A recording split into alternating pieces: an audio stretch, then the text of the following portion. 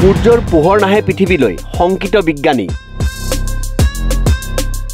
মহাকাশত উপগ্ৰহই সৃষ্টি কৰিছে ভয়ংকৰ পৰিস্থিতিৰ পৃথিৱীৰ তলত থকা কক্ষপথ কিছুদিনৰ পৰা এক প্ৰকাৰ বন্ধ হৈ পৰিব যাক বিজ্ঞানীসকলে মহাকাশৰ যানজঁট বুলি অভিহিত কৰিছে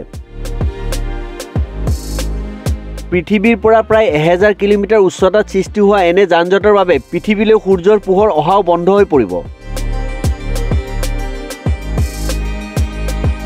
স্বাভাৱিকতে বিজ্ঞানীসকল শংকিত হৈ পৰিছে দৰাচলতে পৃথিৱীৰ নিম্নত থকা কক্ষপথত বৰ্তমানেও 14000ৰো অধিক উপগ্ৰহই প্ৰদক্ষিণ কৰি আছে ইয়াৰ সমান্তৰালভাৱে 3000ৰো অধিক উপগ্ৰহ বিকল হৈ ঘূৰি আছে ইয়াৰ উপৰি 12 কোটিৰো অধিক অন্তৰীক্ষৰ আৱৰ্জনা ঘূৰি আছে কক্ষপথত এইবোৰেই মহাকাশৰ যানজঁট হিচাপে পৰিগণিত হৈছে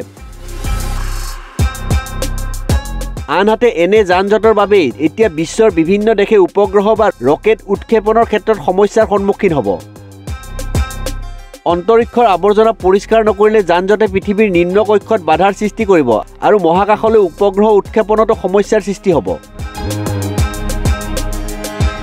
এনে অৱস্থাত কেৱল উপগ্ৰহ প্ৰেৰণেই নহয় অন্তৰীক্ষলৈ মানৱযান প্ৰেৰণতো সমস্যাই দেখা দিব